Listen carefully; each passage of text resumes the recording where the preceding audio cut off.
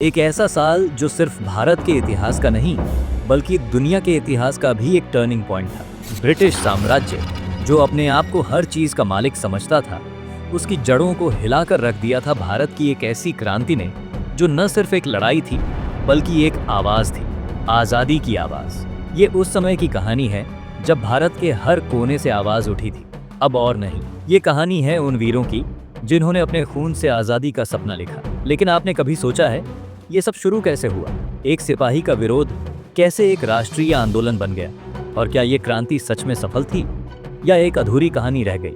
आज हम बात करेंगे 1857 की क्रांति के हर पहलू की, इसका कारण, इसका प्रभाव और सबसे जरूरी, हम इससे क्या सीख सकते हैं। तो अगर आपको लगा कि ये सिर्फ इतिहास की एक बोरिंग कहानी है तो आप गलत सोच रहे हो।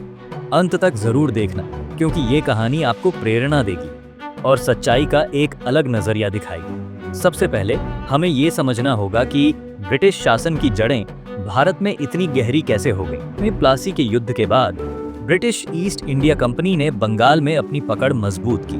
धीरे धीरे उन्होंने पूरे भारत पर कब्जा करना शुरू कर दिया। ब्रिटिश का असली एजेंडा क्या था? ट्रेड। लेकिन व्यापार के नाम पर उन्होंने भारत को लूटना शुरू किया।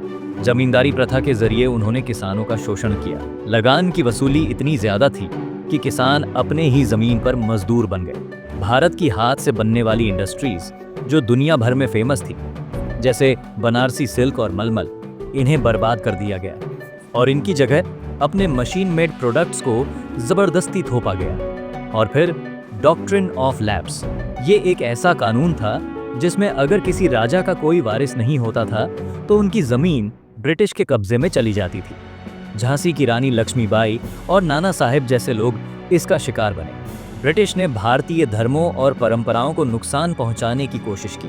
भारतीयों को यह महसूस होने लगा कि ब्रिटिश उनकी संस्कृति को मिटाना चाहते हैं। देखा जाए तो चाहे किसान हो, राजा हो या आम लोग, सब ब्रिटिश शासन के अत्याचार से परेशान थे। अब बात करते हैं उस एक घटना की जो 1857 की क्रांति का ट्रिगर बनी। ईस्ट इंडिया कंपनी की सेना में नए एनफील्ड राइफल्स आए। इन राइफल्स के कारतूस के बारे में एक अफवाह थी कि उन पर गाय और सुअर की चर्बी लगी होती है। हिंदू और मुस्लिम दोनों धर्मों के लिए ये उनके विश्वास के खिलाफ था। 29 मार्च 1857 को बैरकपुर छावनी के एक सिपाही मंगल पांडे ने ब्रिटिश अफसरों के खिलाफ खुला विरोध कर दिया। ये सिर्फ एक सिपाही का विरोध नहीं था, बल्कि ब्रिटिश के अत्याचार के खिलाफ एक संकेत था। मंगल पांडे को गिरफ्तार कर फांसी दे दी गई, लेकिन उनका ये कदम एक चिंगारी बन गया जो धीरे धीरे पूरे भारत में फैल गई। 10 मई 1857 मेरठ छावनी के सिपाहियों ने बगावत का ऐलान कर दिया। ब्रिटिश अफसरों को मार गिराया गया और सिपाही मार्च करते हुए दिल्ली पहुंच गए।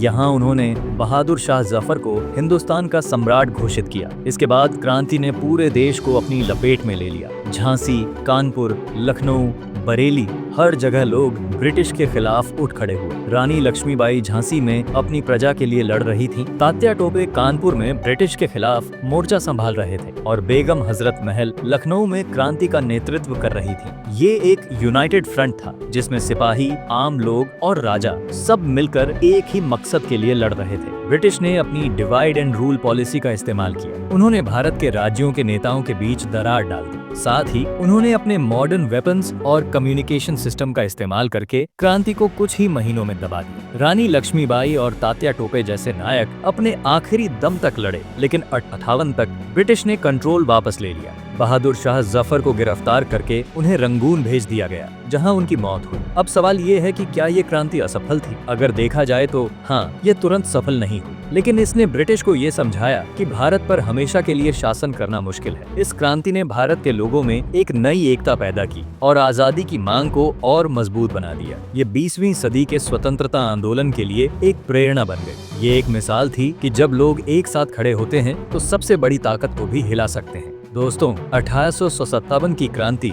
सिर्फ एक लड़ाई नहीं थी, ये एक आवाज थी, आजादी की आवाज। ये कहानी है उन लोगों की जिन्होंने अपने जीवन का बलिदान दिया ताकि हम आजादी के सपने को जी सकें। ये हमें ये सिखाती है कि एकता और हिम्मत से दुनिया की कोई भी ताकत हमें हरा नहीं सकती। अगर आपको ये वीडियो पसंद आई हो तो इसे लाइक करें, शेयर करें और अपने विचार कमेंट करके जरूर बताएं। आपकी एक आवाज और एक एक्शन बहुत मायने रखता है। मिलते हैं अगले वीडियो में एक नए विषय के साथ। तब तक के लिए जय हिंद।